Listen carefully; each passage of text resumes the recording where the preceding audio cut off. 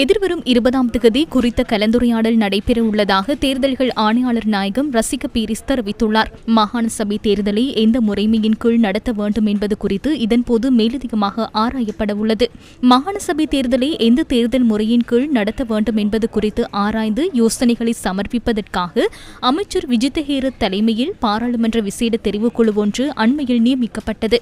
இதுவரையில் குறித்த குழு சட்டமா அதிபர் திணைக்களம் உள்ளிட்ட பல தரப்பினருடன் கலந்துரையாடல்களை முன்னெடுத்துள்ளதுடன் தேர்தல்கள் ஆணைக்குழுவும் இதற்கு முன்னர் குறித்த குழுவின் முன்னிலையில் அழைக்கப்பட்டிருந்தனர்.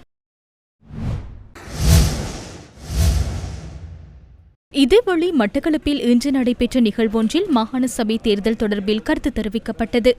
மாகாண சபை தேர்தல் என்பது கட்டாயம் நடத்தப்பட வேண்டும். இந்த முறை மாகாண சபை தேர்தலை பழைய தேர்தல் முறையில் வைத்துவிட்டு, வீதாசார தேர்தல் முறையில் வைத்துவிட்டு, அந்த இடைப்பட்ட காலத்தில் அடுத்த தேர்தலை எவ்வாறு நடத்தலாம் என்பதை பற்றி நாங்கள் யோசிக்கலாம். அந்த தெரிவுக்குழு ஒரு பக்கத்தால எந்த முறைமையிலே மாகாண சபை தேர்தலை நடத்தலாம் என்று ஆராய்ந்து கொண்டிருக்கும் பொழுது, சில அரசாங்கத்தில் இருக்கிற பிரதிநிதிகள் மாகாண சபை தேர்தல் இந்த வீதாசார முறை ஒரு ஊழல்வாதிகளுக்கான ஒரு முறையாக இருக்கின்றது, அந்த முறைமையை நாங்கள் நடைமுறைப்படுத்துவதை திருப்பி யோசிக்கிறதா என்றெல்லாம் சில கருத்துகள் செய்தியிலே பார்க்கக்கூடியதாக இருந்தது. அது மனவேதனை தரும் விடயம். ஏனென்றால் மீண்டும் எல்லை நிர்ணயம் செய்து புதிதாக எல்லைகளை உருவாக்கி புதிதாக தொகுதிகளை உருவாக்கி மாகாண சபை தேர்தலை நடத்துவதுதான் திட்டமாக இருந்தால், மாகாண சபை தேர்தல் என்ற ஒரு தேர்தலே நாங்கள் அடுத்த சில ஆண்டுகளை மறந்து, நாங்கள் மாகாண சபை முறைமையை மறந்து நாங்கள் இருக்கலாம்.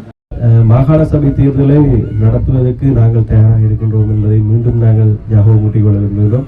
எப்பவும் பேரணியில் இருக்கின்ற இந்த 26ஆம் ஆண்டு வரவு செலவு திட்டத்திலே நிதி ஒதுக்கீடுகள் மேற்கொள்ளப்பட்டிருக்கின்றன.